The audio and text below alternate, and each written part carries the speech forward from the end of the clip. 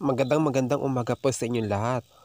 Ayan, kinover po natin dahil natapos na po yung baha sa nakalipas na mga araw. Ito po ay update po natin sa pantatlong araw. At ating pagmasdan maigi ang ating pong ilog ng Barangay Mabulo. O ito po yung sa sentro. Kasi ang ilog po dito sa amin ay tatlo. So ito po yung pinakasentro at ito po yung critical po na ilog. Kung inyong pagmasdan ay napakalawak talaga. At yung mga batong nakikita ninyo, dati po ay nasa tabi na yan. Ang masaklap lamang ay nang bumaha, ay bumalik naman sila sa pwesto. Ang iniisip ko nga kung bakit dapat yung mga bato na yan itinaas, hindi naman itinaas eh. Itinambak lang nila doon sa isang lugar lang din na dadaanan din ng tubig. Kaya ang nangyari, ayan. At ito po ang resulta, ang tubig po ay lumabas na po doon sa creek o kaya doon sa riprap. Kaya ang resulta ayan na po. Talaga namang kung makikita ninyo sa kabila po doon na panig ay talagang lumalim. At dito naman sa kabila, tinuturo ko ay wala namang tubig. Ibig sabihin noon, doon sa kabila pumunta yung maraming tubig. Hindi na dati na balanse talaga ang tubig na pag-agos. Ngayon ay nagkaiba na. Ang bilis ng pangyayari na biglang bumaha noong nakaraang mga araw noong 25. So ipapakita ko lang sa inyo kung gaano kalinis ng paligid at talaga namang hindi mo sukat akalain na ganoon ang mangyayari sa loob ng araw na yon. At itong video ko na ito ay pinapakita ko sa inyo para makita nyo kung anong mga pinsala ang nasira sa gilid ng ating mga ilog o creek. Kasi maraming nakatira sa tabing ilog din eh. Ayan kung napapansin nyo ang saging natumba. Talagang nagplat talaga siya at yung mga bato, nakita nyo na, silabasan na. At ito ay napakalakas ng pagragasa ng tubig. Kung inyong mapapansin, may nakatira po yan dito sa tabing ilog. Ayan kung nakita nyo may nakahiga pa. Ayan po ang kanilang alagaan ng hayop na manok. At isa pa naman ay hindi man naanod yung kanilang sigurong mga alaga dahil hindi natin nakita. Pero umabot na dyan talaga ang tubig. At ito'y napakataas na area. Isipin mo, naabot pa talaga ito ng tubig sa sobrang lakas nito. At talaga namang nakakatakot. So ayan naging dalawa na ang daanan ng tubig. At ito yung pinaka riprap niya. Ayan, bababa tayo dito para makita ninyo. At talaga namang nakakatakot dahil ayan ayan talaga, sinira niya yan. Mayroon niyang pinakapapader o sementado na ang gilid ng ating pong ilog. So ayan, nakita ninyo sa sobrang lakas ay nawala na.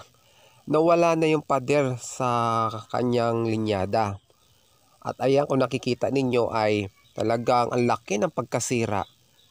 Nagkaroon tuloy na parang kung iyong titingnan akala mo ay nagkaroon ng pulse. Pero ito po ay kinain na po ang lupang ito ng baha. Kaya napakalaki ng awang. Ayan nakakatakot talaga kung inyong makikita nung nandito kayo sa personal. So ayan, naukab na rin sa ilalim. Pinasukan na rin ng tubig. At pwedeng ma-potential na matanggal yan.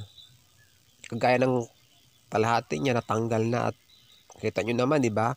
Bumagsak na, talagang napakalaki ng agwat na ng lupa doon sa totoong paglalagay ng semento. At talaga namang grabe ang lakas ng agos ng baha. O di ba masarap na rin maligo dahil malinis. Talaga namang akala mo ay sinadya na gawa ng pools. Kaso delikado rin yan dahil natin alam kung tayo ay maliligo dyan, baka tayo mahulugan ng mga bato.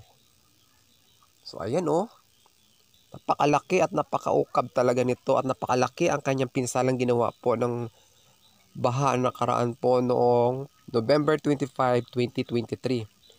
Dahil wala man po ako doon sa pangyayari, pero nakunan ko po ng unang ragasa po ng tubig hanggang sa matapos. So ayan, no?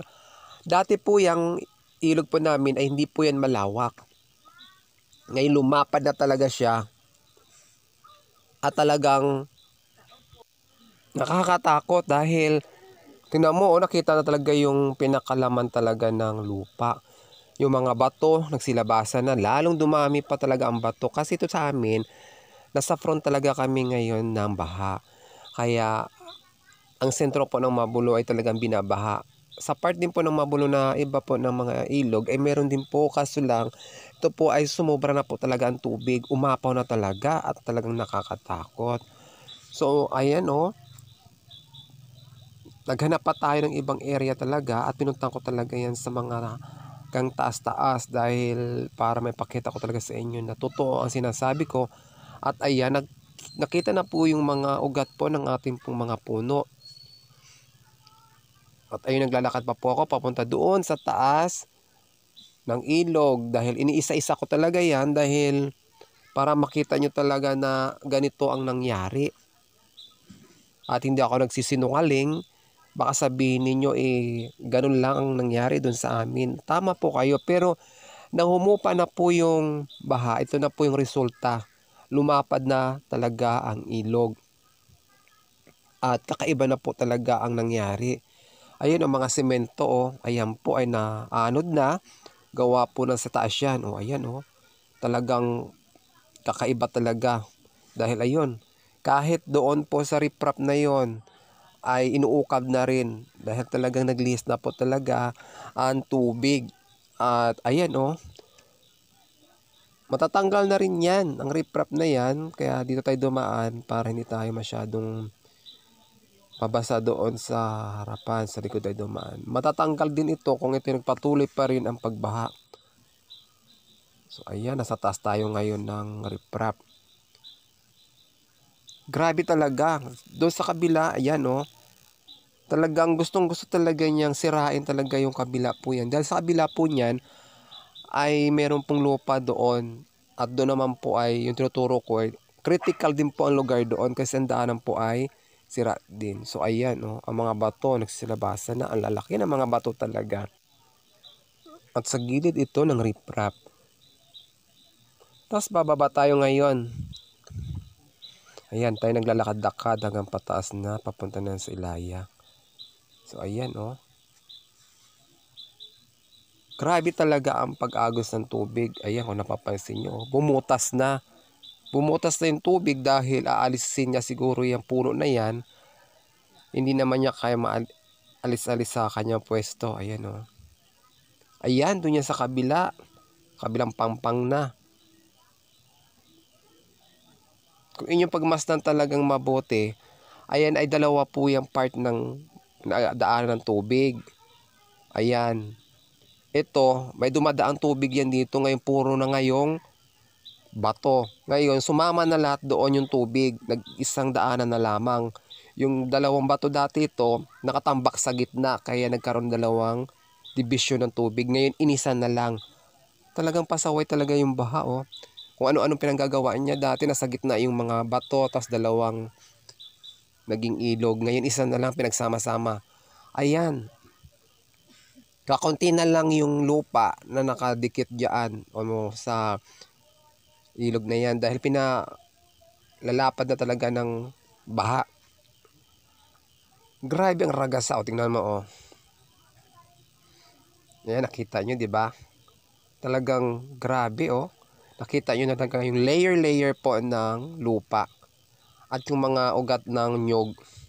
So ayun, nakatambak talaga lahat doon ang mga graba, bato, yung malalaki. Yung dati po yung mga bato ay nandiyan po yan sa gilid po. Itinambak din po ng gumawa na yan ng machine na naghakot po yan para linisin po yung ilog. So nangyari, pagtambak ng mga bato dyan sa gitna, pagbaha, bumalik din sa pwesto. Hindi naman kasi tinanggal talaga ng naggumawa niyan. Tinambak lang din sa isang lugar, sa gilid lang din ng daanan ng ilog. Hindi naman inakyat doon sa taas. Kaya ayan, bumalik. Parang wala lang. Di pag bumapantay na naman siya. So another gastos na naman. Diba? Grabe talaga. Hindi maayos ang paggagawa talaga ng trabaho nito sa amin. Parang wala lang. Sayang lang binayad ng gobyerno. Di maayos. O, tingnan mo, napakadaming sira. Dati wala yan. Maliliit lang yung mga bato nandiyan. Yung mga bato nga talaga, na yun na yung tinanggal at inalis at nang bumalik din. Yan yung dating tulay na bumagsak dahil sa ragasa ng tubig. So akyat tayo pa sa taas at hindi pa ninyo talaga ito na lubusang nakikita dahil ito pa lang ay wala pa tayo sa kalagitnaan. Nandito pa lang tayo ngayon sa Punta Rima ito Pero papunta na to sa part ng Ilaya. So ito sa ilog ito ng Punta Rima, kung isipin na yun grabe ang lawak talaga. Ayan. So nilapitan natin ngayon yung isang puno na bumagsak at wala na po yung kanyang mga sanga-sanga. Talaga namang katawan na lamang ang naiwan. So ayan, kung nakita ninyo yung tulay naputol na. Sadyang sira na rin yan.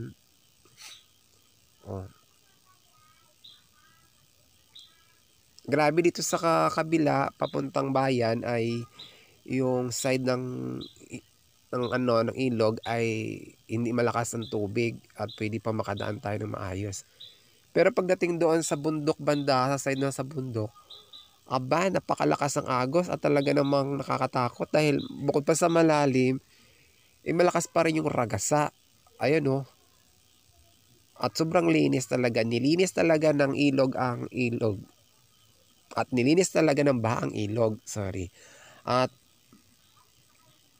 kung inyong pagmasdan, napakalawak. So papunta tayo ngayon doon sa dating pinakasikat namin na paliguan sa Barangay Mabulo, ang Libtong. So ating alamin kung ano nangyari sa Libtong, kung maayos pa ba ito o hindi. Dahil syempre isa rin to sa dinaanan ng tubig at doon talaga muna dumaan bago papunta sa baba. So ayan marami rin talaga ang nasira ng mga kahoy at ayan ang mga ugat Ngayon lang po ulit ito bumaha sa amin ng ako'y bata pa. Talagang inaulit muli sa edad kong ito. So ayan po ang riprap na nakaprotection po yan doon dyan sa linya at binubutas po yan ng tubig dahil po sa lakas ng kanyang ragasa. Talagang inuukab niya. Kung hindi tumatibay ang riprap na ito malamang pati doon may nakatira po mga tahanan doon o bahay, may naano na bahay doon kung sakali, pero wala naman. Talagang ayan binubutas niya talaga kasi pagkabutas nito ay pwede tumatumba. So ayan. So naglalakad tayo ngayon pataas. Talaga namang malayo-layo pa tayo doon sa Libtong. Marami pa talaga itong hindi pa natin napupuntahan Hindi na tayo pumunta sa mataas dahil syempre napakalayo na yun. Bundok na talaga yon. So ipapakita ko lang sa inyo kung saan lang talaga ako aabutan o tatapusin ko yung aking video.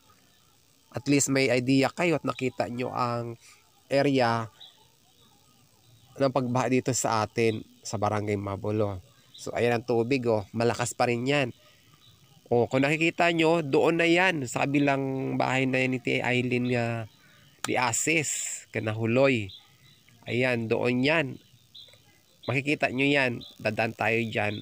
Ayan kita nyo yan. Napakadaming tambak na mga bato. Ito po yung ilog na irrigation po yan. Banda po sa amin. Hindi po yan na-actionan pa rin nila. Ewan ko ba dyan.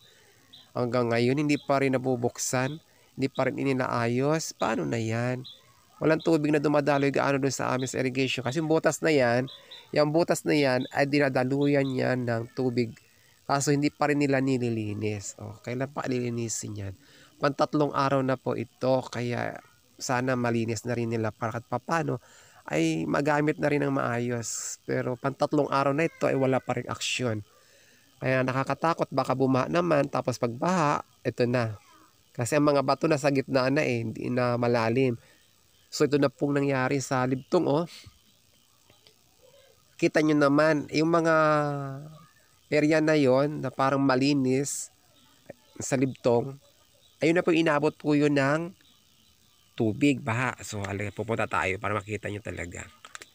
Lakarin natin to. Pakalinis ang tubig oh. Sarap maligo, sarap inumin.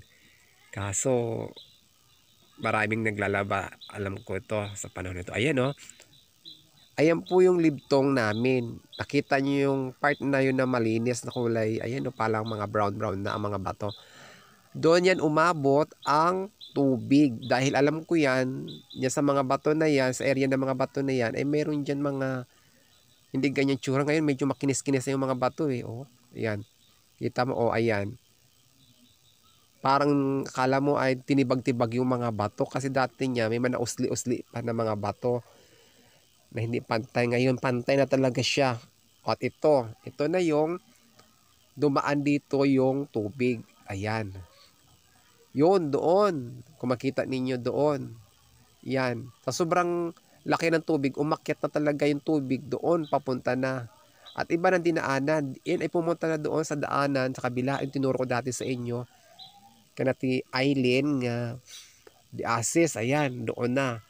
So iyan, punong-puno na rin ng tubig. Talaga napakalawak na talaga yan. Punong-puno na yan. Ayan. Kasi makikita naman natin yan sa distansya ng ano eh.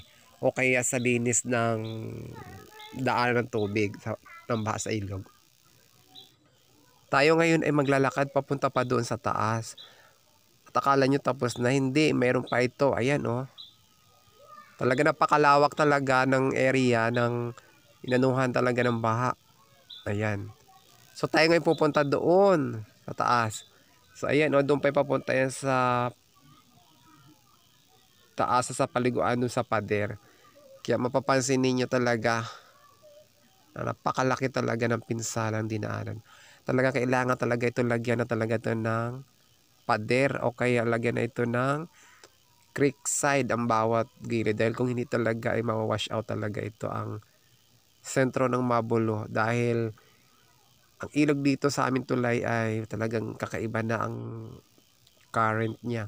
O talagang napakalaki ng tubig. So ayan, umakyat na tayo doon sa kabila. So ipapakita ko sa inyo dahil dito dumaan na rin ang tubig dahil sa sobrang dami ng tubig. Umawas na talaga. Ayan, nakita nyo, pagbagsak na mga pananim na iba. Yung ibang mga puno hindi siya bumagsak pero unti-unti na rin nasisira. Ayan. Yung iba na anod na, ang iba ay hindi ang pananim. At ayan pupunta natin yung pinaka parang may libtong dito eh. Meron dito parang malalim-lalim na portion. Siguro ito'y dinaanan din ng tubig. So ayan nga, totoo nga dumaan din pala ang tubig dito. So ibig sabihin napakaraming dinaanan ng tubig. Hindi lang doon isa, dalawa, tatlo, marami pa. Ayun, meron pa doon isang butas na dinaanan. So hindi tayo pupunta doon kasi masyadong malayo na. At napapansin nyo naman, nasa gitna tayo ng kagubatan. Diba nakita ninyo sa kagubatan tayo yan Diyan dumaan talaga yung tubig din sa taas. Isipin nyo yan, napakalakas talaga at napakadelikado yung nangyari. Mabuti na lamang at araw yung nangyari at hindi gabi. Kasi kung maggabi ang ginawa o nangyari, malamang napakadaming magkaroon ng problema. Siguro baka mayroon pang mamatay o madisgrasya o masaktan. So ayan kita nyo naman talaga, mga puno talagang inaano yung iba at talagang malinis na malinis sa ditong portion na ito. Dati ito dito ay gubat at ito ay talagang marami talaga dito mga puno tsaka mga pananim. Minsan pa may mga gulay, may mga tinatanim pa sila ritong mga root crops. Ngayon sobrang na talaga, wala na. O makita ninyo puro na lang talagang lupa nakatiwangwang. At talaga naman ayun, may bahay doon. Pero hindi naman siguro inaabot sila. Ayan, napakalawak talaga ng pinsala talaga. Lawak na lawak talaga yung dinaanan ng tubig. Hindi na sila dumaan yung tubig sa ilog at talagang umawas na, dumaan na talaga ito sa ibang daanan na. Ito kagaya yung kung isipin ninyo, grabe. Parang akong kinakalibutan nung nangyari po at ako yung napaiyak noon dahil isa po ako doon sa naging saksi sa nangyari noong November 25, 2023 at talaga namang umiyak ako dahil hindi ko na-expect sa edad ko na ito. Tumanda na ako. Ngayon ko naman muli ito naramdaman. Kasi dati, umalis ako dito sa amin sa probinsya, bumalik muli ako. So tara, i-check natin dito ating mga kababayan kung mayroon pa ditong nasalanta o anong nangyari sa kanila sa pagdating ng baha. Dahil malalaman natin yan kung ito ay talagang apektado rin sila dito dahil minsan doon makikita natin yung mga tao at magkukwento yan. So ating aalamin. So umakyat tayo. So ayan, wala namang gaanong nangyari doon sa kanilang daanan o kanilang tahanan. So dito sa portion na ito ay ayan, makikita pa rin natin kung gaano talaga kalawak din dahil ayan, silabasan na talaga yung mga bato at nawala na talaga yung mga lupa. Panay tubig na po yan at lumawak. Ayan, napakalawak sobrang lawak talaga ang isipin mo. At hindi na talaga mapigilan yung kalamidad dito sa aming probinsya. Ayan, dito pa rin lumabas yung tubig. Kaya naghihingi kami sa inyo ng tulong kung sino po makatulong sa amin. O mapansin kami ng gobyerno. Pumunta rin po ako dito ngayon sa paliguan na sa pader. Ayan kita ninyo napakalinis, napakalawak din po ng tubig na dinaanan po ng baha. Kung inyong mapapansin, talagang nasa critical na po ang ilog namin ng Barangay Mabulod dahil kung inyong pagmamasdan ay bumabaw na po. Dati po ito ay malalim na portion yung lupa, ngayon ay bumabaw na parang bumalik po sa dati yung mga lupa o bato na kinuha po, nais po ng tagalinis po dito. So tara, akyat tayo ngayon doon sa bato. Ayan, akyat tayo para makita natin yung lawak ng ilog. Ayan, dandahan tayo sa pag-akyat. Medyo critical na nga rin itong bato na ito dahil matagal na ito, tumatanda na rin. So delikado rin tayo dyan dumadaan sa panahon ng taglakas ng ulan o kaya taglakas ng hangin dahil matanda na talaga yan nasa critical na rin po yung lupa na yan, tsaka bato talaga may guwang-guwang na po yan sila, tsaka di na talaga maganda yung portion na yan. Ayun, nakikita ninyo di na tayo pupunta doon kasi napakalayo po yan. Pag talagang pupunta pa natin dulot-dulo yung mga nasira doon, dito lang po tayo sa part ng Malapinya. So dito pa lang po ay marami na pong mapinsala na mga gilid po ng atin po ng Malapinya na ilog. So ito po yung pader, ay dito po kami naliligo. At alam niyo naman sa mga nakalipas kong mga vlog ay napansin niyo po yan na dito po tayo naligo noon. So yan, napakalinis na, talagang masul-asul at maberde-berde ang tubig. So ayan, may portion po talaga din dito sa gitna na po yan ng ilog po yan sa tinuro ko sa inyo yung tulay na naputol. Ito yung pinuntahan natin. Ayan, dito rin dumaan yung baha o tubig dahil talagang nag-iba na siya ng daanan. So ayan. So ito yung tulay na tungtungan natin na nasira na rin. At ngayon mas nasira pa talaga. Sinira pa talaga ng baha. Ayan. So ayan, nakikita nyo na yung kabuang larawan po ng ating pong video na kung gaano kalapad ang dinaanan ng baha. Diba? Nakita nyo na yan. Ito yung tinuro ko rin sa inyo at dinaanan, pero hindi tayo pumunta rito dahil pumunta muna tayo doon sa taas. So ang part na yan ay gano'n na kalawak. So parang grabe, parang ilan na pala yan. Kung 4 ways na pala yan. Kung i-estimate natin, parang 4 ways na po na nadaanan ng sasakyan. So ayan, pupunta po natin yung area na yan dahil dyan ay critical din po yung lugar na yan. So samahan ako ninyo hanggang sa dulo-dulo talaga. So ayan ito na po yung papunta po yun sa baba, yung tinuro ko kanina sa inyo na portion na doon ay, ayan, kalsada po yan. Diyan po yung kalsada, papunta po yan sa papuntang Malapiña. Pero dito rin po yan dumaan ang ibang tubig. Lumabas na rin ang tubig dito at talaga namang nasira na tuluyan ang kalsada. O ayan o, kung nakita ninyo, nagsilabasan na talaga yung mga bato at ang lupa talaga ay talagang inaanod na. At may isa po tayong kababayan na inaayos niya ang daanan po ng kalsada, pero hindi niya rin ito maayos dahil binubuhat niya isa-isa. Pero ayan o, ayan, tingnan nyo. May ukab na, may butas na, napakalalim niya. Nakala nyo ha, kung inyong pagmamasa, nakala nyo mababaw. Malalim yan.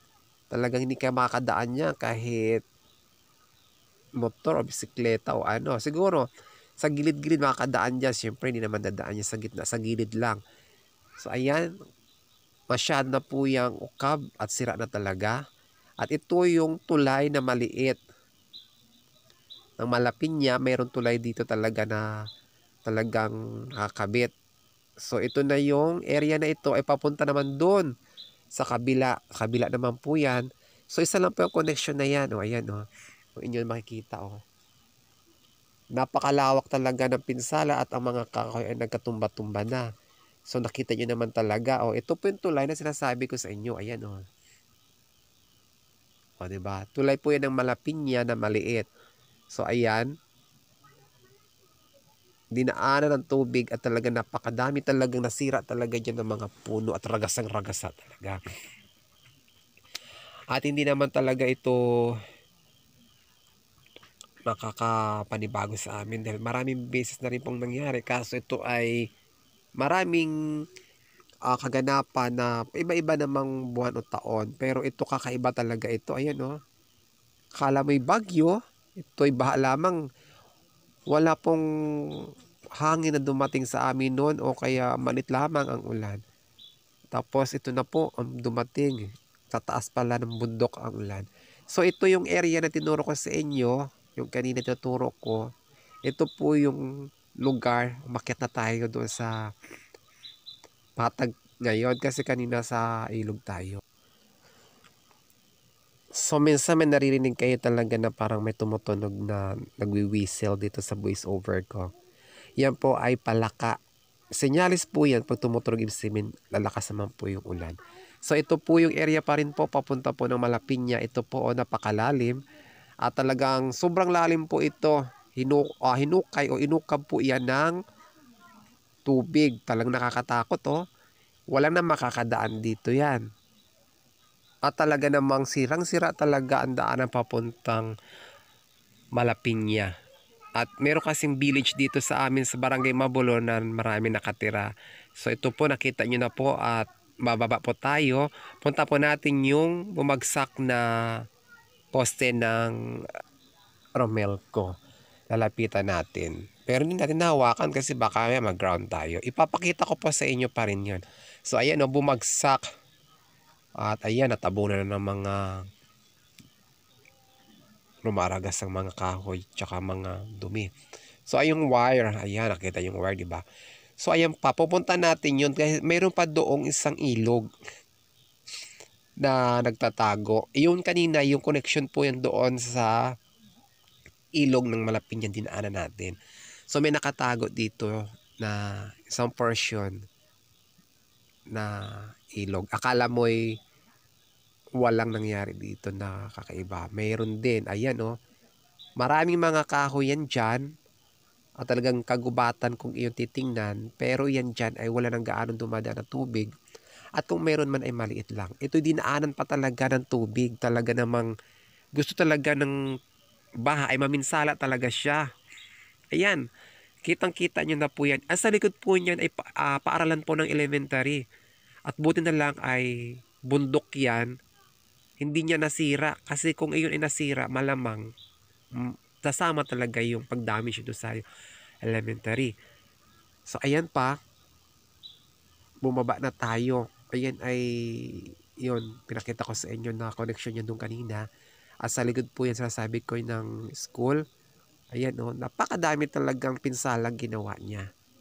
ng bahang ito. Kala mo'y bagyo na dumaan lang sa amin o parang isang bangungot lamang na bilis. Talagang 2 hours lang. Ganito na po ang nangyari. Isa ka sa kanila patulog-tulog. Ayun. Meron pa po dito isang maliit lang na spillway o kaya maliit lang na daanan. So mabuti hindi nasira. Pero isa rin po yan sa critical din dahil mapuputol yan kung sakali. So ayan no. Ayan. Papunta yan doon sa part ng Malapiña. So ito, tinutukoy ko sa inyo, doon na yan pupunta sa main river.